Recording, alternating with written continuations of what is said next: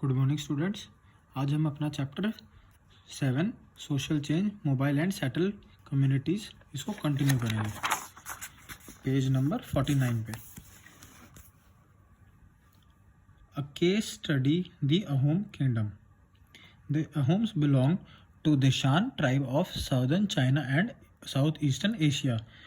तो जो अहोम्स थे वो शान किंग ट्राइब्स को बिलोंग करते थे, जो कि साउथर्न चाइना और साउथ ईस्ट एशिया में थे।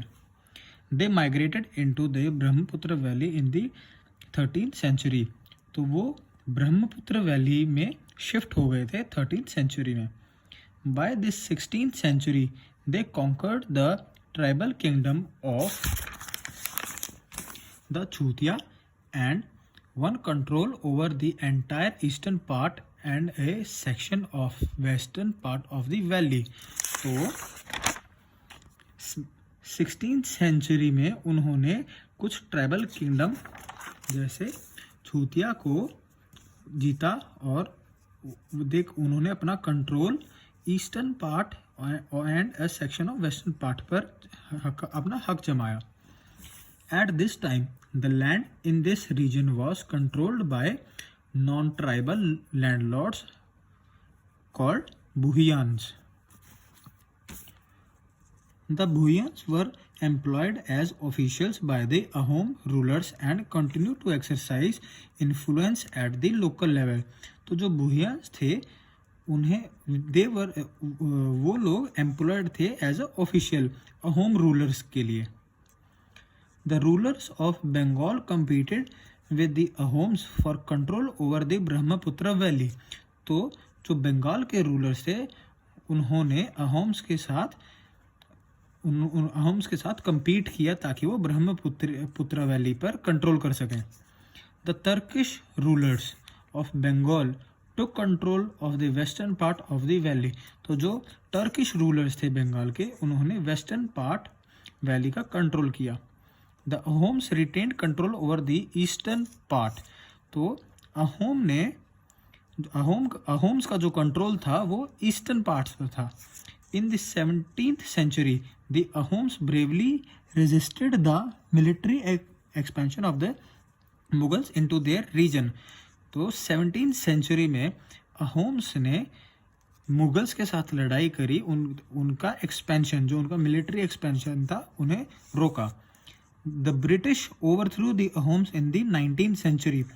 तो 19th सेंचुरी में ब्रिटिश ने उन पर कब्जा कर लिया और अहोम्स को वहाँ से हटा दिया।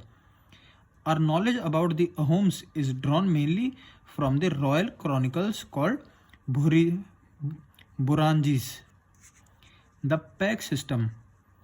The Ahom rulers maintained a workforce which played an important role during both war and peace। तो अहोम रूलर्स कुछ वर्क फोर्स मेंटेन करते थे, कुछ लोगों को अपने पास रखते थे जो कि वॉर में और जब वॉर नहीं हो, जब पीस हो तब भी काम आए। Its members called PACS served as soldiers and also built dams and roads and brought forest and swampy lands under rice cultivation।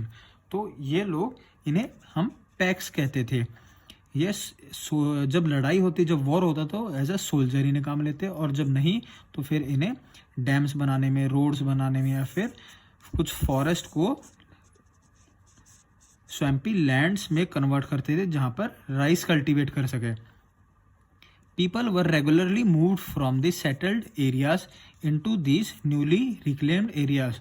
तो लोगों को रेगुलरली यहाँ मूव किया जाता था from the settled areas to the newly reclaimed area, जहाँ पर वो पहले रहते थे वहाँ से नई जगह पर।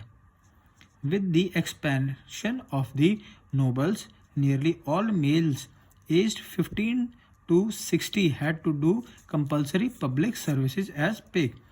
तो जैसे ही एक्सपेंशन हुई तो सारे नोबल जितने भी मेल 15 to 60 तक उन्हें कंपलसरी था तक कि वो पब्लिक सर्विस करें। The paik were organised into 4 members groups each called a गौर। तो पैक को 4 मेंबर्स के ग्रुप में बांटा जाता था और इन्हें गौर कहा जाता था। ईच गौर sent 1 member by rotation for public service. तो हर गौर में से एक मेंबर को भेजा जाता था जो कि पब्लिक वर्क कर सके। The other took care of his land during his absence. तो जो बाकी के थे वो उसकी एब्सेंस में उसके लैंड्स की देखभाल करते थे। मोर members were called up at war time. जब वॉर होता था तो और भी ज़्यादा मेंबर्स को एक साथ बुला लिया जाता था। All lands under rice cultivation belong to the state. तो जितने भी राइस कल्टीवेशन के लैंड थे वो सारे स्टेट को बिलोंग करते थे। Every pack was given a certain amount of this land to cultivate। Her pack को थोड़ा थोड़ा लैंड दिया जाता था ताकि उसे कल्टीवेट कर सकें। This land was tax free and could be redistributed. तो ये लैंड टैक्स फ्री था ताकि ये मतलब इस पर कोई टैक्स नहीं लिया जाता था और इसे बाद में रीडिस्ट्रीब्यूट भी किया जा सकता था, मतलब किसी और को भी दिया जा सकता था। There was no limit to the inferior land a paik could own. तो एक पैक को कितना लैंड मिलेगा इसकी कोई लिमिट नहीं थी। The paik also had access to common forest lands and grazing grounds. तो पैक्स को जो फॉरेस्ट लैंड थे, जो कि जंगल का एरिया था या फिर जो ग्रेजिंग ग्राउंड था, वहाँ पर जाने की भी अनुमति थी। In the 17th century the packs were grouped into divisions called खेल्स। तो 17th सेंचुरी में पैक्स को अलग ग्रुप में डिवाइड कर दिया गया, उसे कहते हैं खेल्स। ईच खेल had a graded system of commanding officials, the lowest of हुम वाज इन चार्ज ऑफ 20 गॉर्स। तो हर खेल का एक कमांडिंग ऑफिशियल होता था और जो नीचे के होम्स थे द लोएस्ट ऑफ हुम वाज इन चार्ज ऑफ 20 गॉर्स। तो उनमें से जो भी सबसे नीचे होते थे वो 20 गॉर्स के, मतलब 20 गॉर्स के इंचार्ज होते थे। Religion although the Ahoms descended from the Buddhist Shah tribe, they were not Buddhist.